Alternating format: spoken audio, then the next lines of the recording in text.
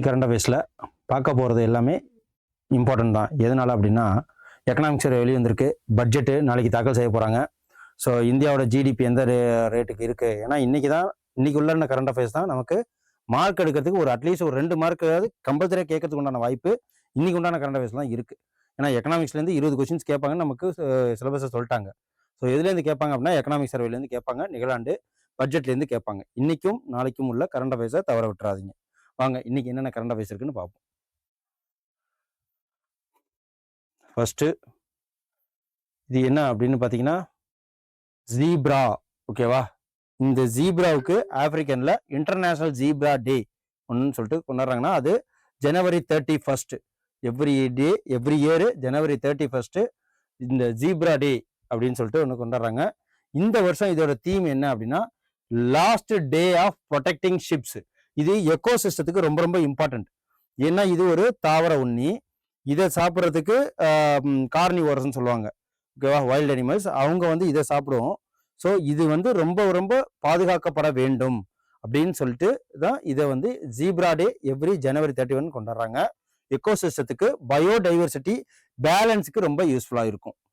Okay, இந்த இது வருஷம் எப்படின்னா ஜனவரி 31 எவ்ரி இயர் ஜனவரி 31 ஜீப்ரா டே. இந்த வருஷம் தீம் என்ன அப்படின்னு கேட்பாங்க. ஸோ இந்த வருஷம் தீம் என்ன அப்படின்னு பார்த்தீங்கன்னா லாஸ்ட் டே ஆஃப் ப்ரொடெக்டிங் ஸ்ட்ரைப்ஸ்ன்னு சொல்லுவாங்க. Last day of protecting stripes. Last day of the protecting stripes that சஸ்டைன்னா நிலைத்து இருக்கிறது, சஸ்டைன் அவர் ஈகோசிஸ்டம். ஓகேவா, காடுகளை ஈகோசிஸ்டத்தை பேலன்ஸ் பண்றது இந்த ஜீப்ரா தான். ஸோ இதை கன்சர்வேஷன் பண்ணணும், பாதுகாப்பு பண்ணணும் அப்படிங்கிறதுக்காக தான் ஜீப்ரா இந்த டே சொல்றாங்க. ஸோ அடுத்தது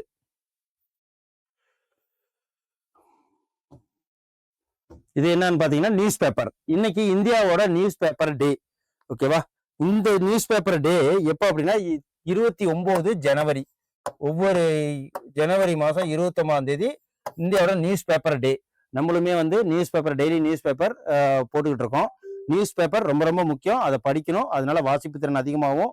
ஸோ நியூஸ் பேப்பர்னால நாட்டில் என்னென்ன விஷயங்கள் நடக்குதுன்னு சொல்லிட்டு நம்ம தெரிஞ்சுப்போம். ஒரு நியூஸ் பேப்பர் வருதுன்னா அது தணிக்கைப்படுத்தப்பட்டு பிரஸ் இன்ஃபர்மேஷன் பீரோ, அதுக்கப்புறம் ப்ராட்காஸ்டிங்ல போய் தணிக்கை செய்யப்பட்டு தான் வருது ஒவ்வொரு நாளும். ஸோ இது 29 ஜனவரி. தீம் இந்த வருஷம் தீம் என்ன அப்படின்னா press freedom and journalist safety. So இந்த வருஷம் தீம் என்ன அப்படின்னா பிரஸுக்குன்னு ஒரு ஃப்ரீடம் இருக்கணும் அண்ட் ஜேர்னலிஸ்ட் சேஃப்டின்னு வேணும். ஸோ இதுதான் ஒரு ப்ராப்பர். ஏன்னா இப்போதைக்கு கையில செல்லு வச்சுக்கிட்டு என்ன பண்றாங்க, ஜேர்னலிஸ்ட்னு சொல்லிக்கிட்டு யூடியூப்ல அவங்கவுங்க போடுறாங்க இல்லையா, அதெல்லாம் கிடையாது. ஒரு ப்ராப்பர் ஒரு இதுனா இதுதான். ஜேர்னலிஸ்டுக்கு படிச்சிருக்கணும், படிக்காமலே அவங்க என்ன பண்றாங்க, நான் யூடியூப் சேனல் வச்சிருக்கேன்னு சொல்லிட்டு பேட்டி எடுக்கிறாங்க, பிரச்சனைகளை உண்டாக்குறாங்க. So journalist safety is the theme of this year. 2026. Okay, ஜனவரி 29 ஒவ்வொரு வருஷமும் இதை கொண்டாடுறோம். எதுக்காக அப்படின்னா இந்தியாவோட first news paper Hicky's Bengal Gazette வந்தது. இதுதான் ஹிக்கீஸ் பெங்கால் கெசட். இந்த நாள்ல தான் ஃபர்ஸ்ட் பெங்கால் கெசட் அப்படிங்கிற நியூஸ் பேப்பரு இந்த நாள்ல தான் முதல்ல வெளியிட்டு வந்ததுனால இந்த நாளை நம்ம கொண்டாடுறோம் வருஷம். இது என்ன அப்படின்னு பாத்தீங்கன்னா அஸ்ஸாம்ல ஒரு இது பார்த்தோம், அதாவது எட்டிக்கோலி டியூட்டி பாட் ஸ்கீம். அதாவது முக்கிய மந்திரி எட்டிக்கோலி டியூட்டி பாட் ஸ்கீம் அப்படின்பாங்க.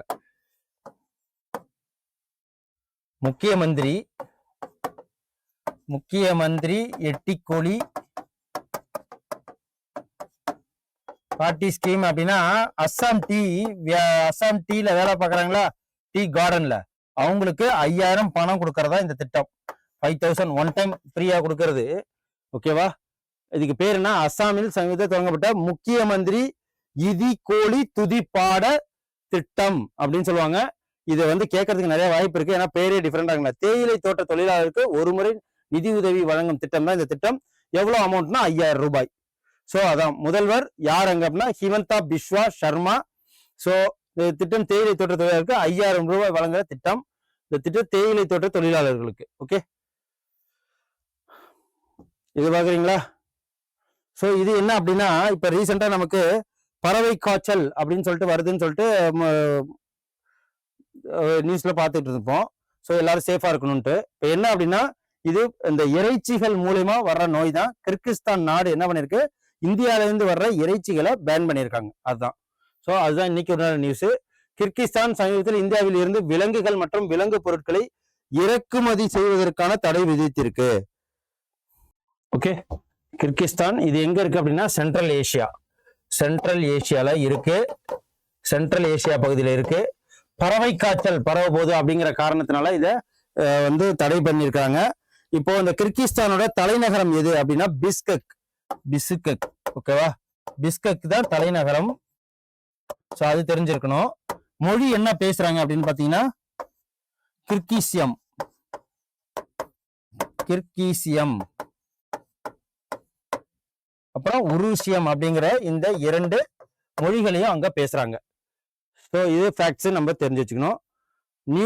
நிபா வைரஸ் என்பது விலங்குகளிடமிருந்து மனிதர்களுக்கு பரவும் நோய் தான் வந்து இந்த இது ஒரு ஜுனோட்டிக் நோயாக இதை கருதப்படுறாங்க. இதை வந்து பேன் பண்ணிருக்கிறது எந்த நாடு அப்படின்னா கிர்கிசியம். நமக்கு எப்படி கொஸ்டின்ஸ் கேட்கலாம் அப்படின்னா சமீபத்தில் எந்த நோயின் காரணமாக வந்து தடை செய்ய இறைச்சி ஏற்றுமதி தடை செஞ்சிருக்காங்க எந்த நாடுன்னு கேட்கலாம், கிர்கிஸ்தான். இல்லைன்னா கிர்கிஸ்தானோட டாலர் கேட்கலாம், இல்லைன்னா கிர்கிஸ்தானோட மொழி என்னன்னு கேட்கலாம். ஸோ தலைநகரம் கேட்கலாம் பிஸ்கெக்கு. அதே மாதிரி இந்த நிபா வைரஸ் எந்த வைரஸ் அச்சத்தால் கிர்கிஸ்தான் தடை செய்யப்பட்டிருக்குன்னா நிபா வைரஸ். ஸோ அவ்வளவுதான் இது.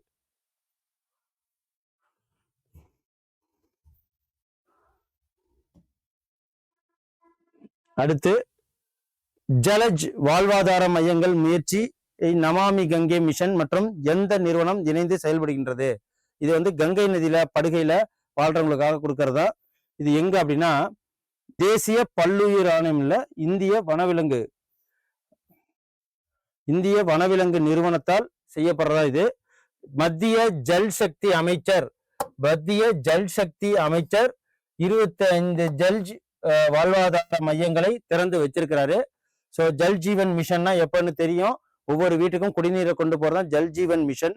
அதே மாதிரி ஜலஜ் என்பது நமாமி கங்கை மிஷன் மற்றும் இந்திய வனவிலங்கு நிறுவனம் ஆகியவற்றின் கூட்டு முயற்சி தான் இந்த ஜலஜ் அப்படிங்கிறது. இந்த கங்கை நதி படுகையில நிலையான வாழ்வாதாரங்களுடன் கங்கை நதி பாதுகாப்பை மேற்கொள்றதுக்காக ஏற்பட்ட ஒரு புரிந்துணர்வு ஒப்பந்தம் தான் இந்த ஒப்பந்தம். அதுக்கப்புறம் இந்த செய்தி என்ன அப்படின்னா அன்மேண்ட் ஏரியல் வெஹிக்கிள். இப்போ ரீசெண்டா எந்த நாடுகள் அன்மேண்ட் ஏரியல் வெஹிக்கிள் ஒப்பந்தம் பண்ணாங்க அப்படின்னு சொல்லிட்டு நம்ம பார்த்தோம். சைனாவும் பங்களாதேஷ்ல வச்சு பண்ணாங்க. சைனாவோட ஒரு இது என்ன அப்படின்னா நம்ம இந்தியாவுக்கு பக்கத்துல எந்தெந்த நாடுலாம் இருக்கோ கடன் கொடுத்து இல்லை இதே மாதிரி டெக்னாலஜிக்கல் டெவலப் பண்ண வச்சு அவங்களுக்கு நமக்கு எதிர்த்தார் போல் ஒரு எப்படி சொல்றது, ஒரு தடுப்பு அரண் கூட சொல்ல முடியாது.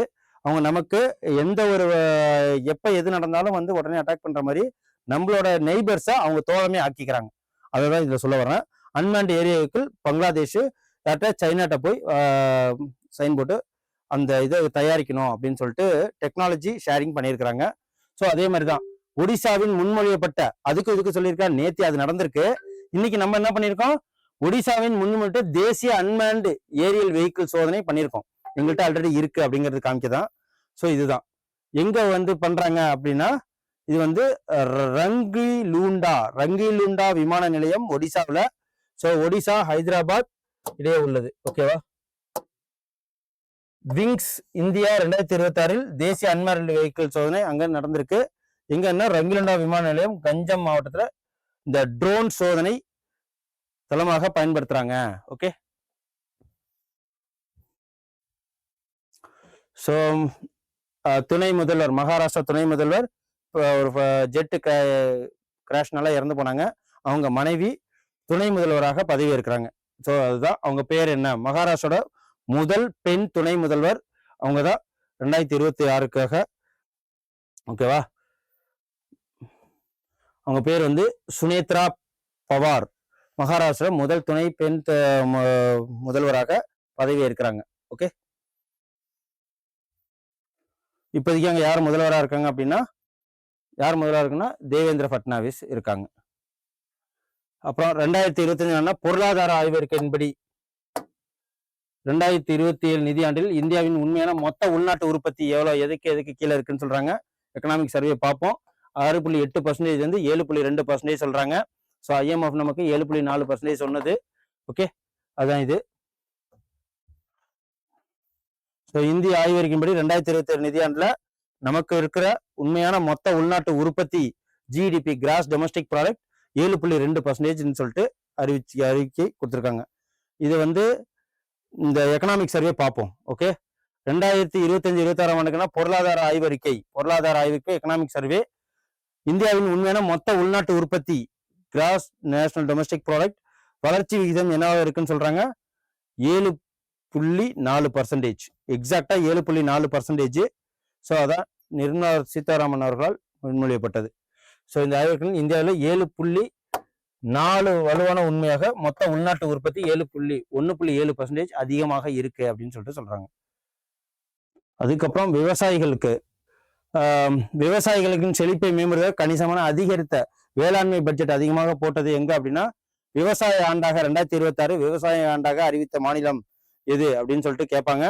இது வந்து மத்திய பிரதேசம். ஓகேவா, மத்திய பிரதேசம் தனது பட்ஜெட்ல விவசாய ஆண்டாக 2026 சொல்லியிருக்கிறாங்க. ஸோ விவசாயத்துக்கு நிறைய பட்ஜெட்ல அமௌண்ட் ஒதுக்கி இருக்கிறாங்க. அதனாலதான். ஸோ இது குஜராத்ல நம்ம பேப்பர்ல பார்த்தோம். அதாவது 1250 கோடி நிதி உதவி தொகுப்பை 12 லட்சத்துக்கும் மேற்பட்ட பள்ளி மாணவிகளுக்கு மட்டும், ஓகேவா, 9வதுல இருந்து 12வது படிக்கிற மாணவிகளுக்கு மாதம் 1000 ரூபாய், ஓகேவா, பணத்தொகை யாருக்குன்னா குஜராத் மாநிலத்துல கொடுத்துருக்காங்க. என்ன இதுனா, இந்த பெண் கல்வி மற்றும் நல்வாழ்வை மேம்படுத்தல சொல்றதா இந்த திட்டம். அந்த திட்டத்தின் பேர் வந்து நமோ லட்சுமி திட்டம். நமோ லக்ஷ்மி ஸ்கீம். ஸோ இடைநிலை மற்றும் மேல்நிலை வகுப்பில் படிக்கும் 12 லட்சத்திற்கும் மேற்பட்ட சிறுமிகளுக்கு, பெண் குழந்தைகளுக்கு அரசு 1250 கோடி ஒதுக்கி இருக்காங்க. ஸோ மாதம் 1000 ரூபாய்ங்கிற மாதிரி. ஓகே,